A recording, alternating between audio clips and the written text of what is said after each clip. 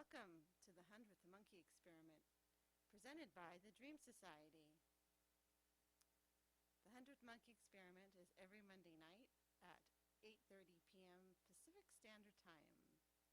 So you can tune in and find out about the 100th Monkey Experiment. It's a philosophical, metaphysical reality show that you can take part in physically. You can actually come to the meetup and be on the show, or you can watch it from your home from the live broadcast, or you can catch it later in the archives.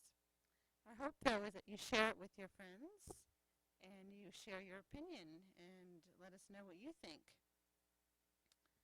The 100th Monkey is about being the change you want to see in the world by being the 100th Monkey. The 100th Monkey is the one that makes a behavioral change in the collective consciousness.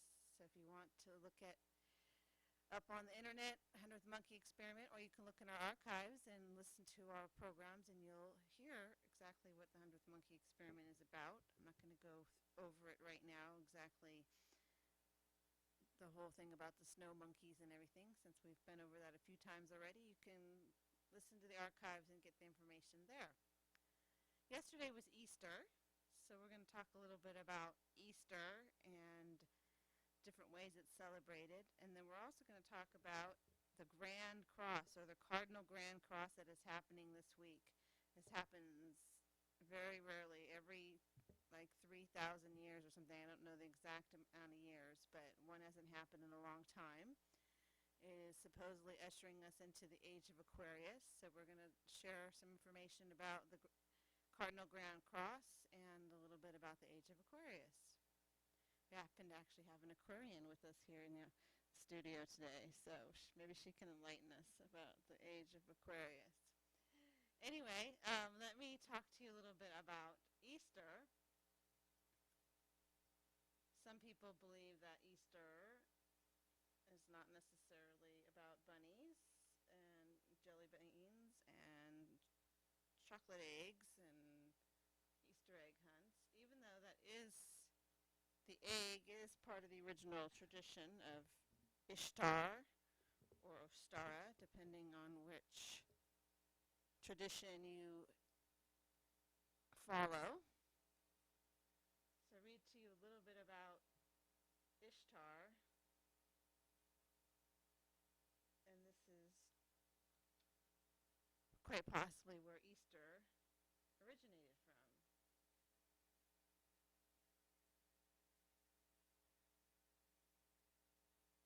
Ishtar was a Mesopotamian goddess.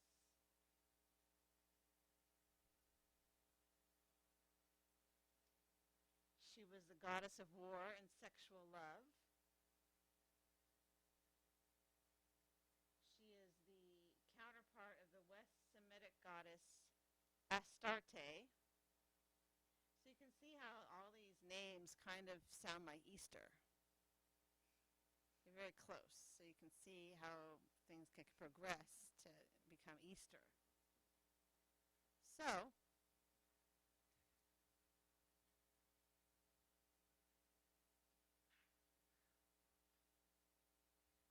she's the goddess of fertility, so that's why the eggs are used. So that's where the whole egg thing comes from. So, we're welcoming Jeff to the audience. He's the 99th monkey. I am the 99th monkey. Or there, either way. But am I early? Am I late? You're coming right at the beginning. We're just starting. We're talking about Easter, that was yesterday, and the origins of Easter, how it wasn't necessarily all about Easter baskets in the beginning. It actually comes from the goddess Ishtar, the goddess of fertility, who was a Mesopotamian goddess. I knew something about that. Yeah? Just me, Easter, Esther. Uh-huh. Correct. So we were just talking about how close Ishtar and then her counterpart we were just talking about is a West Semitic goddess named Astarte. So they're all the same: Easter, Astarte, Ishtar. So you can see a progression going on there. So we went from fertility to Easter bunnies. Yes. So since Ishtar is the I all about fertile Easter bunnies. 14 proved there's Bunnyland over there. They had a true Easter over at that house. Easter Bunny was definitely tired. Yeah. So, Ishtar's primary legacy was from the Sumerian tradition. In the role of fertility, she evolved, however, into a more complex character surrounded in myth by death and disaster, a goddess of contradictory connotations and forces, fire and fire quenching, rejoicing and tears, fair play and enmity. The Akkadian Ishtar is also, to a greater extent, an astral deity associated with the planet Venus, with Shamus, the sun god, and Sin, the moon god. She forms a secondary astral triad in this manifestation. Her symbol is a star with 6, 8, or 16 rays within a circle. As goddess of Venus, delighting in bodily love, Ishtar was the protectress of prostitutes and the patroness of the alehouse. So, interesting how we go from that to what being a Christian holiday now, and Christ dying on the cross and ascending. So, I'm going to ask the opinion of the studio audience here.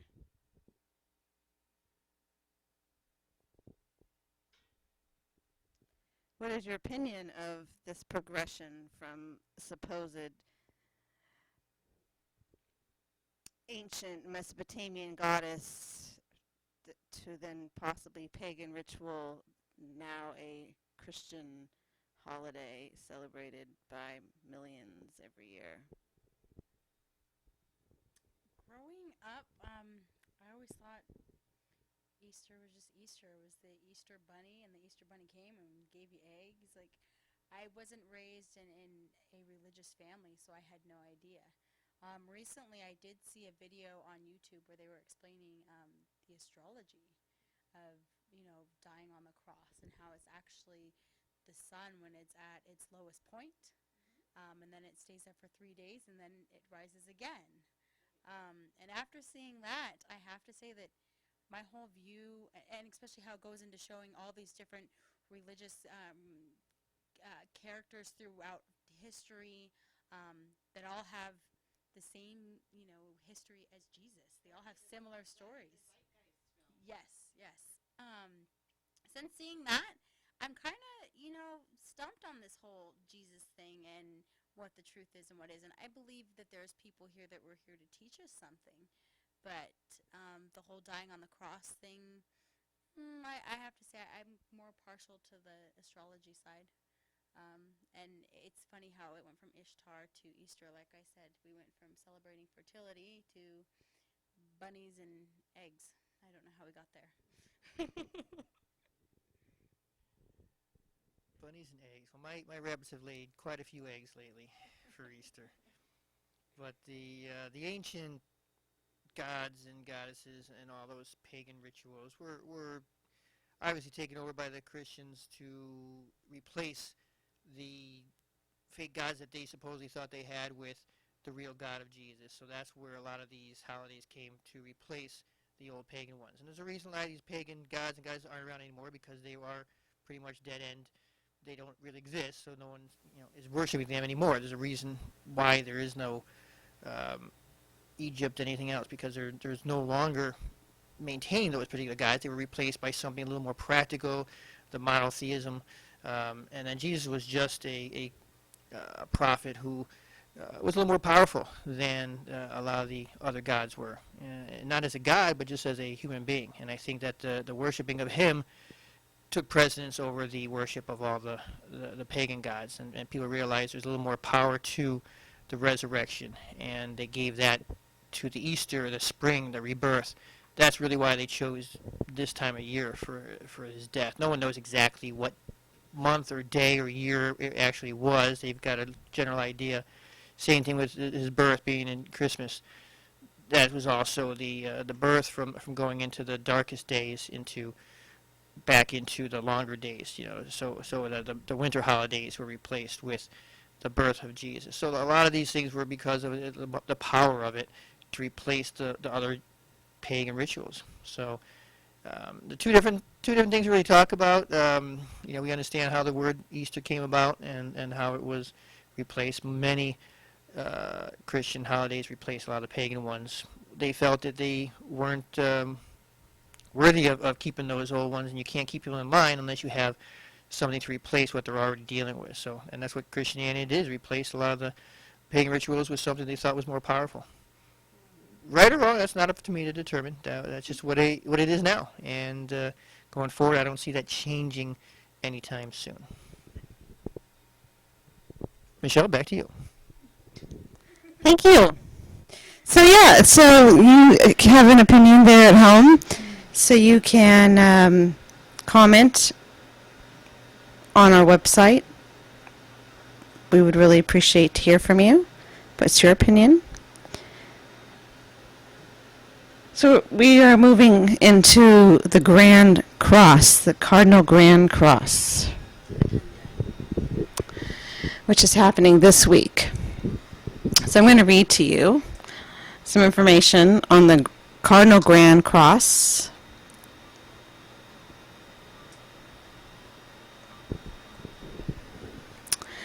This is written by Salvador Russo, and this is in Ohm Times. A rare planetary alignment known as a Cardinal Grand Cross is coming into form toward the end of this month. It will explode into life on April 22nd as Mars regresses into the 13th degree of Libra to clash with Uranus, Jupiter, and Pluto, which will also be in the 13th degrees of Aries, Cancer, and Capricorn. The very cornerstones of our lives will soon be shaken and blessed by this epic concentration of cardinal power. So what to expect? In 2 words, the Cardinal Grand Cross will produce forced evolution for every soul on our planet. Consider it a gateway into the world that must be born. As with human birth, there is pain involved, but the end result is new life and new hope for the future. The truth is that tragedy, triumph, initiation, and excitement will all be on display on this titanic day. Prepare to enter a high-pressure, high-magnitude cosmic crossroads. I predict the following types of events to occur on April 22nd. Terminations to toxic relationships. Leaps towards wealth and freedom, family healing and revolution, dramatic shifts of power, wealth and perception, divine agreements, cooperative breakthroughs, unexpected quality of life enhancements from mundane to supernatural, victory and vindication, criminal revelation, tremendous spiritual inspiration, dream partnerships, miracles born in our past, and ascension of planetary consciousness. Our DNA will be ringing like thunder as these cosmic forces attune and activate us into the next phase of our evolutionary journey. The magnetic field of our planet will be compressed so naturally, this compression will be transferred to us. I encourage my readers to use smoky and celestial quartz to help ground and neutralize these high pressure energies, and to use seraphonite to help integrate and accelerate the evolutionary aspects of the Grand Cross frequencies. What do you think? We're going into the age of Aquarius, and I am an Aquarian. It's gonna be fun. I don't know much about what the age of Aquarius is. I do know that for myself it's been a dramatic shift in a year's time. So to even think of what's going to happen, it's going to be amazing. I'm excited to see what tomorrow brings. I mean, that's literally tomorrow. I'll be prepared. I'll have my crystals ready, and we'll see what happens. I think that it's time for a change, and whatever comes will be absolutely fantastic. Look at his face. He's like, no. Michelle, what the hell did you just read? The cross, Planets are gonna when the Earth collides with Mars, what is it? The moon is in the 7th house. Hogwash. It's all hogwash. There's no such thing as all this crazy stuff. It's the Earth and planets been revolving around the sun for billions of years, and they're always going to align and disalign and move around. And with about 5-6 billion people on the planet, any of those suppositions that you mentioned could happen. Probably will happen to somebody. Don't be jealous. It's not going into your sign. It's going. Oh, that's right. My sign is Mars, Aries. Actually, you mentioned Aries, so that's my sign, and Mars is my planet, so they say. And my birthday was this month, so anything's all lined up. I mean, that's something. It's something fun to think about, and I think when you look at the solar system and planets and all the skies, I think it's always been a fantasy for people to look up into the sky and wonder what is all that's lined up there. Why is it in those shapes that they're in, and why are they moving around like that? So a lot of these things gives people opens up their mind to different ideas and different thoughts, and there's nothing wrong with feeling that there's going to be some change and shift in their lives, which a lot of people don't have anything to look forward to without having something to compel them. And I think that's great for a lot of people to be compelled to think outside the box and feel that there's change coming around. Because if there are changes going on out there all the time, we just had a beautiful blood moon. It's gorgeous, and that's a great change that you don't see too often. I think it gets people to kind of think differently about their lives. And there's nothing wrong with that. Thinking differently is always fun. But to actually put that out as fact that this is going to happen, it's a good guess. You got 6 billion people. I'm sure I can say a lot of things that someone's going to be born, someone's going to die, and someone's going to have triplets all at the same time on that day. So guarantee I'm right. Back to you, Michelle. So you don't think that the planets are going to cause all this revolutionary activity? What about a shift in consciousness? I mean, we're all thinking about it. Planet's been spinning around for a long time. It happens every day. There's a shift. Let's hear from Wikipedia, Age of Aquarius. This article is about the astrological time period for other uses with the term Aquarius. The Age of Aquarius is an astrological term denoting either the current or forthcoming astrological age, depending on the method of calculation. Astrologers maintain that an astrological age is a product of the Earth's slow precessional rotation for 2,160 years on average, 1 degree every 72 years, 360/12 zodiac signs equals 30.30 times 72 equals 2,160. In popular culture in the United States, the Age of Aquarius refers to the advent of the New Age movement in the 1960s and 1970s. These are various methods of calculating the length of an astrological age. In sun sign astrology, the first sign is Aries, followed by Taurus, Gemini, Cancer, Leo, Virgo, Libra, Scorpio, Sagittarius, Capricorn, Aquarius, and Pisces, whereupon the cycle returns to Aries and through the zodiac signs again.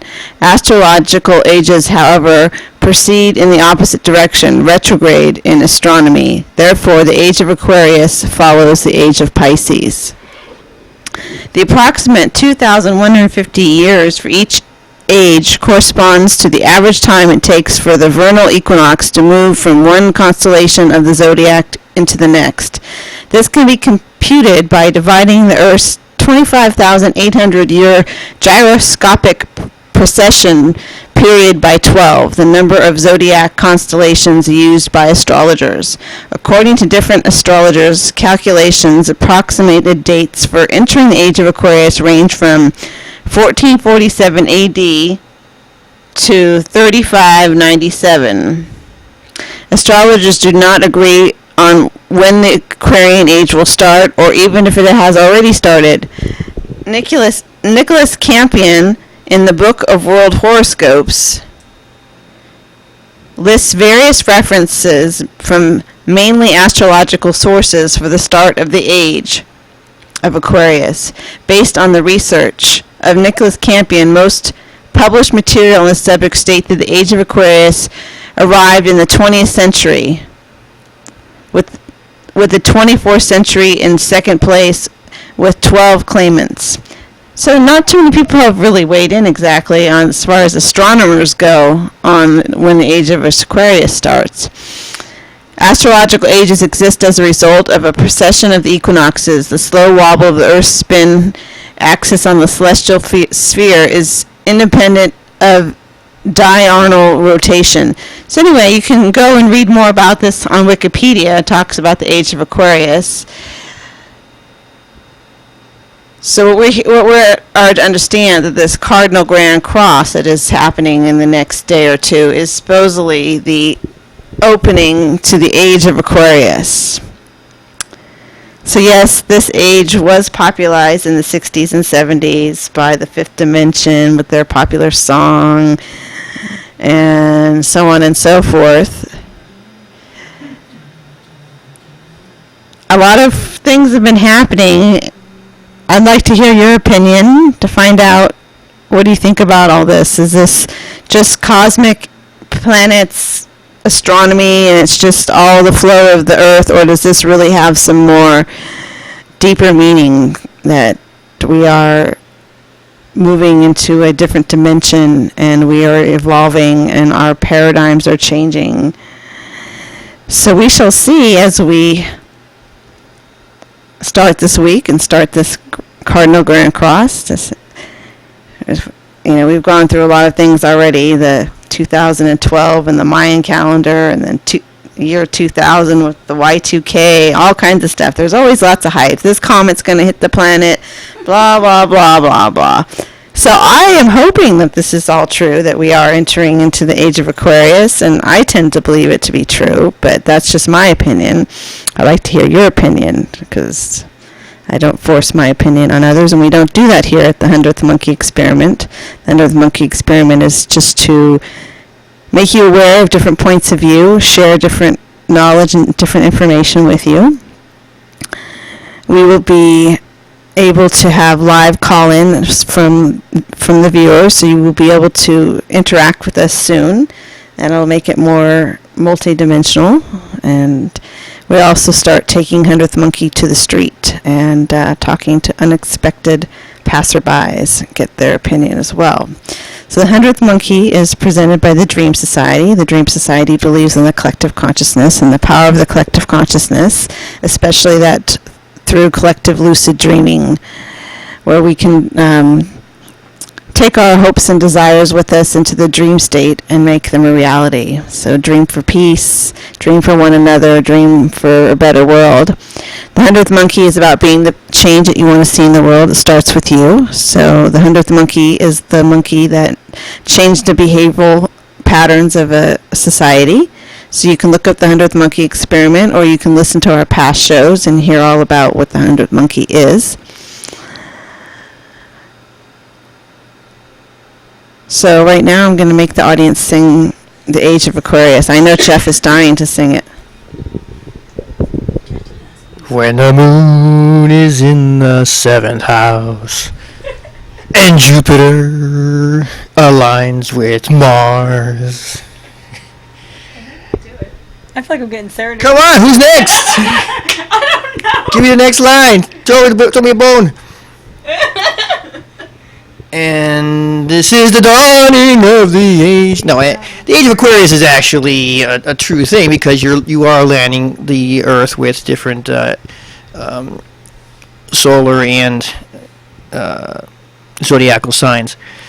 What's interesting, though, if you actually look at how long the Earth has been around and the Sun, and what the zodiac signs look like now compared to what they were maybe 1, 2, 3 billion years ago, you'd be surprised at how they have changed, because the Sun is actually revolving around the center of the galaxy, and we're a little bit towards the 3/4 of the edge outside. And after a few billion years, we start rotating around it, so the stars that we're looking at now are going to be in totally different locations from where they were before. So if you think about what a zodiac sign is, it's really just what a human sees at an instant in time looking up into the sky. And they decided to think these stars had patterns and decided to make animals and creatures out of these patterns. And again, it was something that they did, just laying down in the dark and trying to imagine different things. So again, this is something that humans have put on the planets and the stars themselves. Is it something that's going to change the whole world? You don't need zodiac signs to do that. I think what this 100th monkey actually does is look at what humans can do in their own world with their own conscious and with their collective consciousness. But by looking into the stars and realizing how vast they are, it opens up your minds to be that vastness. And we need people to start doing that, to open up your mind and to really think outside the box and feel the energies from the stars and the sun and everything else. There's energy out there. You don't have to be limited to what shapes you see out there. Look at your own shapes. Look at the sky and create your own constellations. And they're real at that point. Once you create it in your mind, it's real. So utilize that information and forget about my singing. That was really bad, but that's okay. I still love the song. Thanks. His singing is great. We appreciate it. Thank you. And what Jeff said is so true. We do create our own reality. So is there a cosmic power in the planets? Probably. Can we tap into it? Probably. But you have to do that. You have to believe that you're tapping into it.